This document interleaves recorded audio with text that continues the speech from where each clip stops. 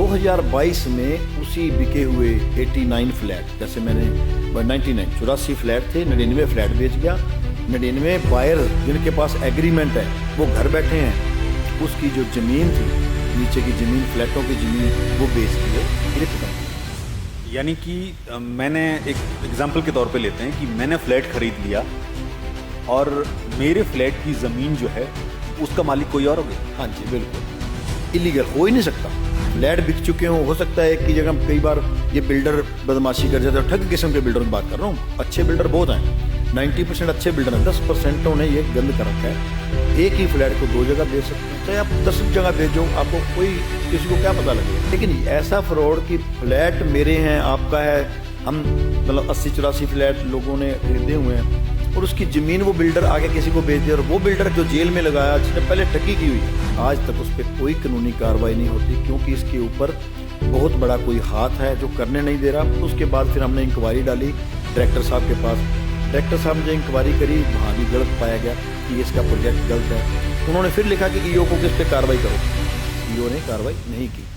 फिर एडीसी के पास चला गया, एडीसी साहब ने देखा सारा कुछ गलत है, उन्होंने भी कहा अभी इसके जो कंसेंट लेटर दो, नहीं तो आपके नक्शे कैंसिल माने जाएगा मतलब हो चुके हैं। अगर आप इस चीज़ को आपसे मांगी गया कंसेंट लेटर दो 100%, अगर आपने नहीं दिए तो आपका प्रोजेक्ट कैंसिल हो चुका है। उस पर फिर दबाव आ गया, नहीं करना।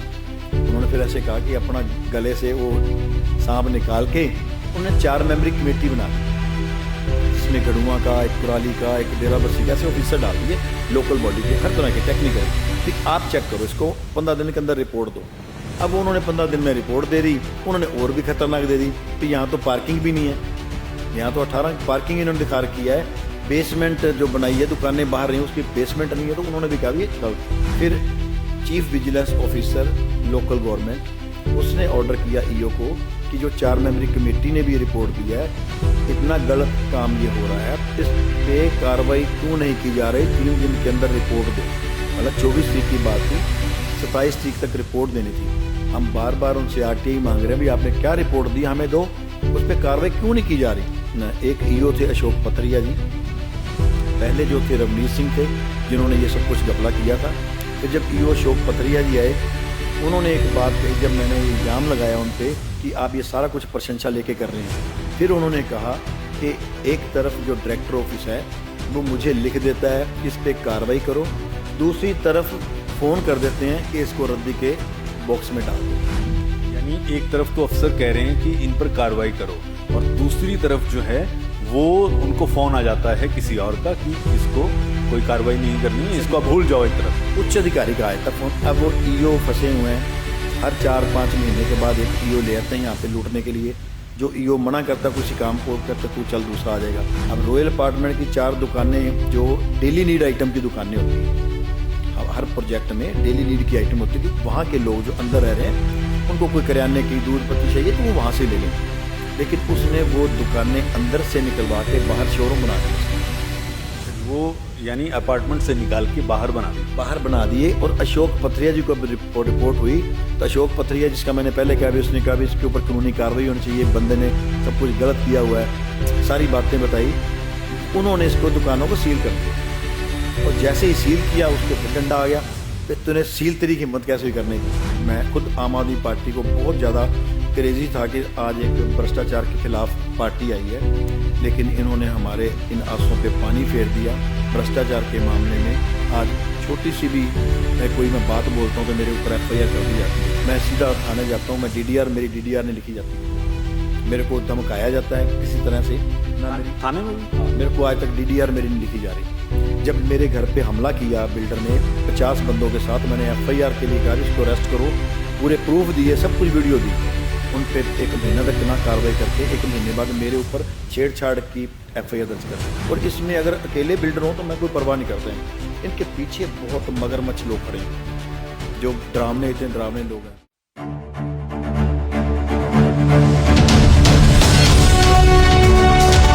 जनहितैषी, TRP नहीं भरोसा आपका। एक व्यक्ति का सपना होता है कि उसका अपना घर हो, मकान हो, और अगर नहीं है तो वो चाहता है कि वो उसको बनाए।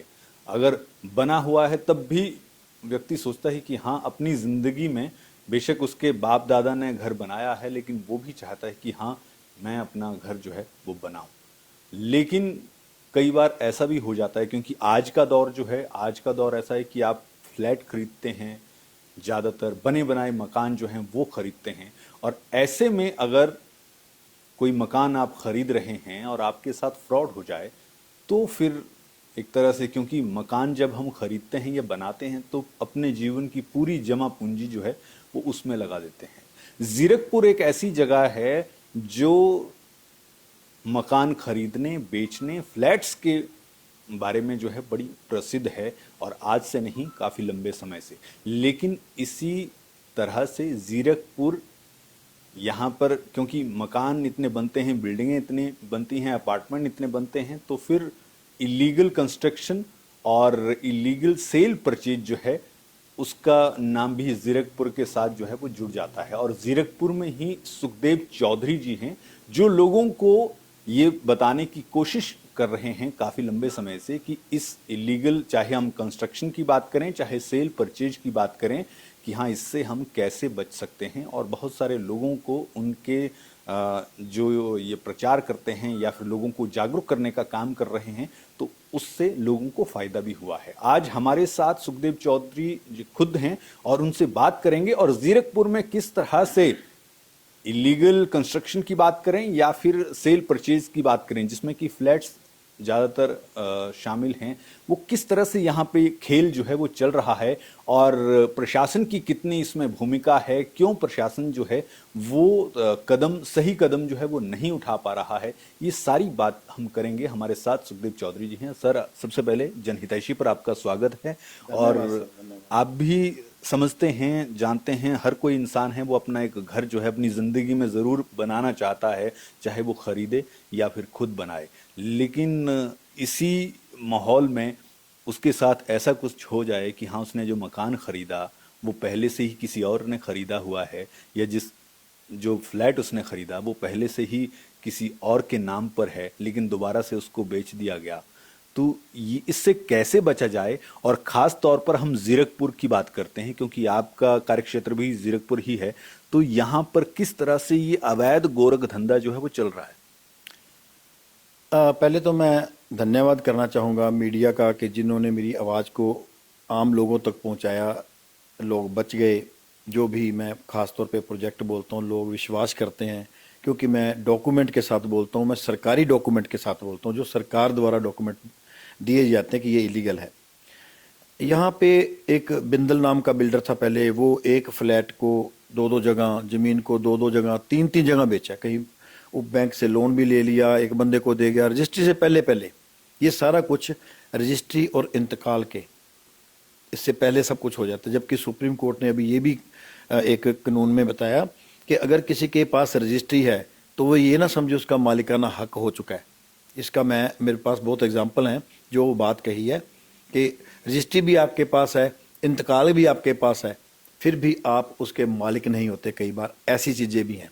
तो उसके लिए बहुत कुछ कानूनी ऐसे पेपर हैं, डॉक्यूमेंट्स हैं जो देखने होते हैं, जो मैं लोगों को जागरूक करता हूँ कि ये चीज़ें ज़रूर देखा करो। अभी एक पीछे से रॉयल अपार्टमेंट प्रीमियम प्रोजेक्ट था जिसके बारे में मैंने काफ़ी ज़्यादा लोगों को जागरूक किया कि वो एक रेत के ऊपर बन रहा है, वो गिरेगा भी, उसको कभी कंप्लीशन नहीं मिल सकती।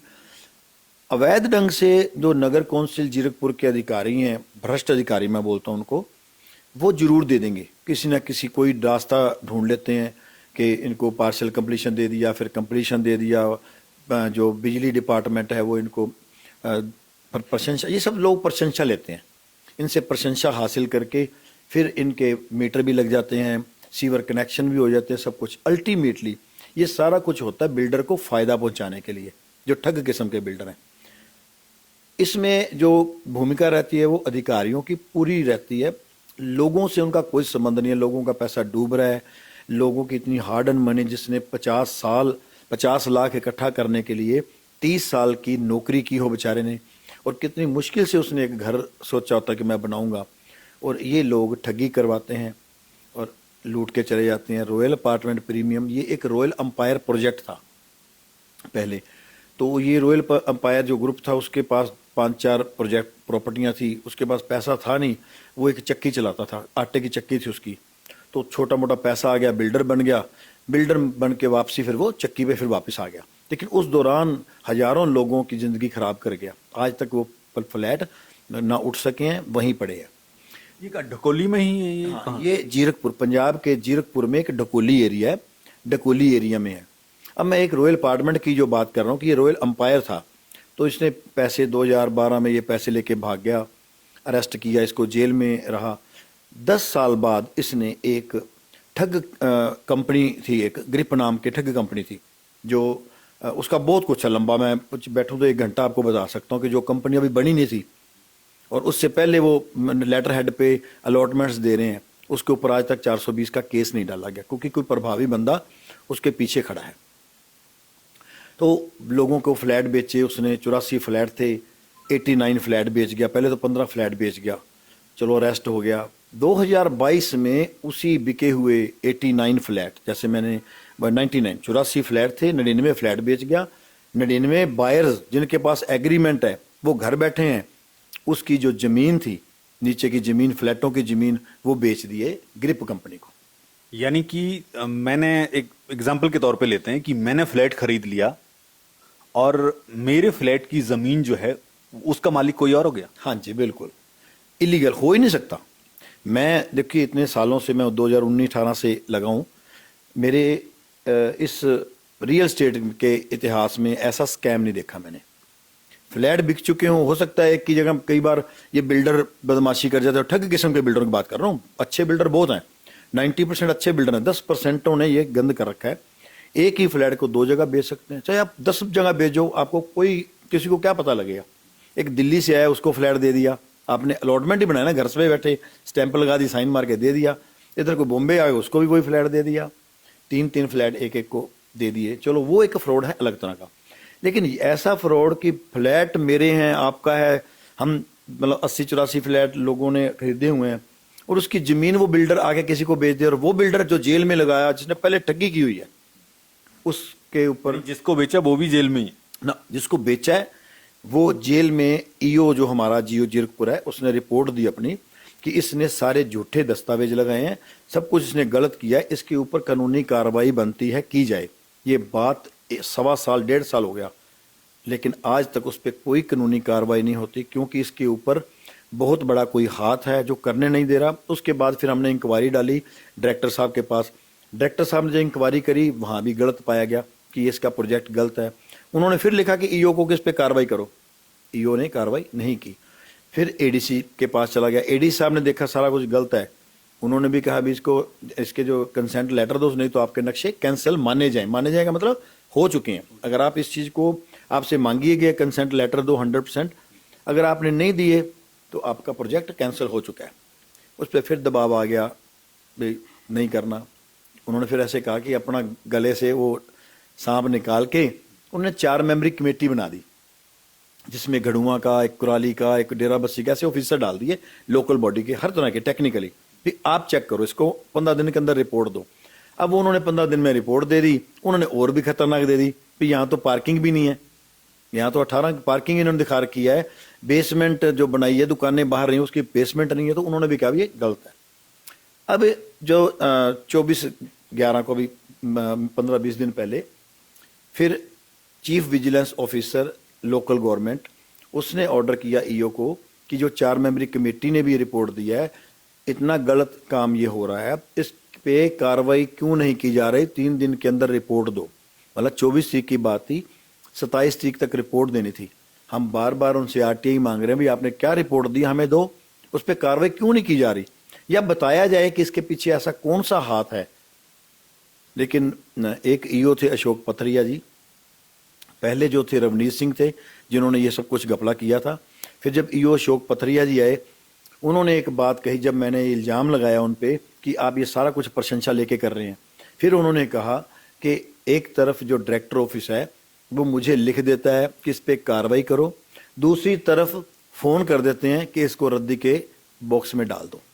यानी एक तरफ तो अफसर कह रहे हैं कि इन पर कार्रवाई करो, और दूसरी तरफ जो है वो उनको फोन आ जाता है किसी और का कि इसको कोई कार्रवाई नहीं करनी है, इसको आप भूल जाओ एक तरह से। उच्च अधिकारी का आया था फोन। अब उसमें जो प्रॉब्लम कहाँ पे है, फंसेगा ईओ, क्योंकि डायरेक्टर ऑफिसर ने तो अपना खेड़ा छुटा लिया एक लेटर दे के भी इस पे कार्रवाई करो। कल को कोई बात कोर्ट में जाती है, कहीं आती है, तो वो डायरेक्टर ऑफिस ये कहता है हमने ईओ को इतनी बार लिखा है कार्रवाई करने के लिए, कार्रवाई नहीं कर रहा।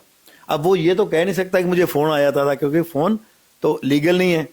अब वो ईओ फंसे हुए हैं, हर 4-5 महीने के बाद एक ईओ ले आते हैं यहाँ पे लूटने के लिए। जो ईओ मना करता किसी काम को, कहते तू चल दूसरा आ जाएगा, क्योंकि डायरेक्टर के हाथ में है, डायरेक्टर ऑफिस के पास सारी ये पावर हैं, वो किसी को ट्रांसफ़र कर सकते हैं। इस डर से ये गलत काम कर देते हैं, प्रशंसा भी लेते हैं, सड़कों पे कब्जे करवा रहे हैं। अब रॉयल अपार्टमेंट की 4 दुकानें जो डेली नीड आइटम की दुकानें होती हैं, हर प्रोजेक्ट में डेली नीड की आइटम होती है कि वहाँ के लोग जो अंदर रह रहे हैं उनको कोई करियाने की दूध पत्ती चाहिए तो वो वहाँ से ले लें। लेकिन उसने वो दुकानें अंदर से निकलवा के बाहर शोरूम बना दिए उसके। अच्छा जी, वो यानी अपार्टमेंट से निकाल के बाहर बना दी। बाहर बना दिए। और अशोक पथरिया जी को अब रिपोर्ट हुई, तो अशोक पथरिया जिसका मैंने पहले कहा भी, उसने कहा भी इसके ऊपर कानूनी कार्रवाई होनी चाहिए, बंदे ने सब कुछ गलत किया हुआ है, सारी बातें बताई।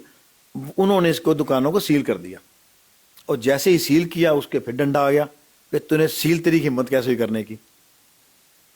किसकी मिली भगत मानते हैं सर आप, क्योंकि आप तो काफी समय से इस पर काम कर रहे हैं, किसकी मिली भगत है? ये पॉलिटिकली है।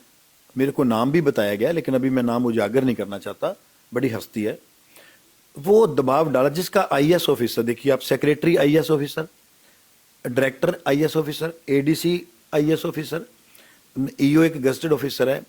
जेकर आईएएस ऑफिसर का जोर नहीं चल रहा तो इसका मतलब प्रभावी, बहुत प्रभावी लोग ही होंगे कोई जो, तो मतलब सरकार में बैठे हुए लोग हैं। सरकार में बैठे हुए, सरकार में बैठे हूँ। और तो बिना सरकार के मैं कहूँ कि अकाली करवा रहे हैं, कांग्रेस कैसे करवा सकते हैं, उनकी कौन मानेगा।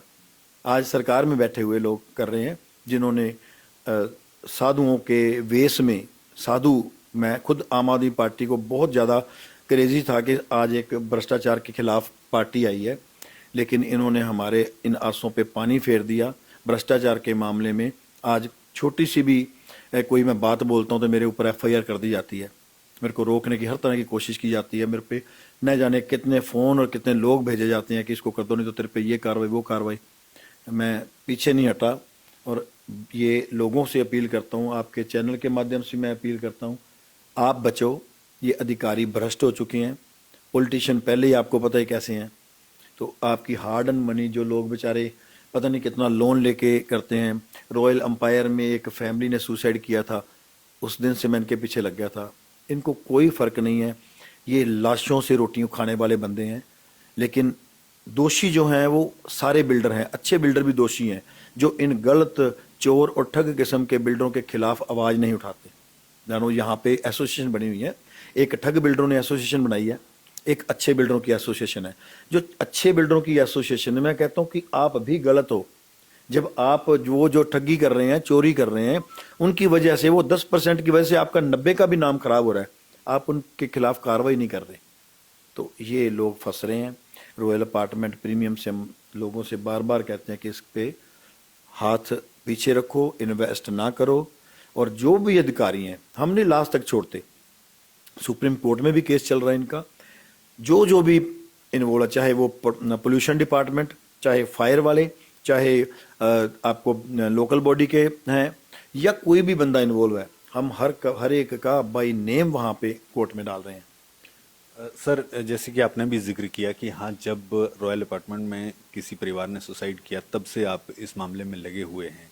मेरा सवाल यही है कि कैसे आपको, क्या वही एक पॉइंट था कि जब आपने इस सब के बारे में काम करना शुरू किया या ये बातें उठाने शुरू की? और दूसरी बात ये कि क्योंकि आप एक ऐसा काम कर रहे हैं जो कि बहुत सारे लोग ऐसे हैं जिनकी आंखों में ज़रूर आप खटकते होंगे, तो किसी तरह का आपको डर, या मान लो कोई थ्रेट कॉल या इस तरह का कोई आपको पर्सनली अगर मैं पूछूं तो आपको डर नहीं लगता कि हाँ यार मेरे साथ कुछ गलत ना हो जाए, या इस तरह की अब तक कोई आपको किसी ने डराया धमकाया हो? संजीव सर, मेरे ऊपर 4 एफआईआर करी इन्होंने, 2 एफआईआर कैंसिल हो चुकी हैं, 2 और मैं कानून में लड़ाई लड़ रहा हूँ। झूठी एफिडेविट, झूठे एग्री, सब कुछ इन्होंने झूठी कर। मैं आपको, अगर वो मैं अपनी एक वीडियो में डालूंगा कि मैं पूरा मैं इसलिए चाहता हूँ कि चारों कैंसिल हो जाएं, कैंसिल होंगी क्योंकि झूठ के पैर नहीं होते।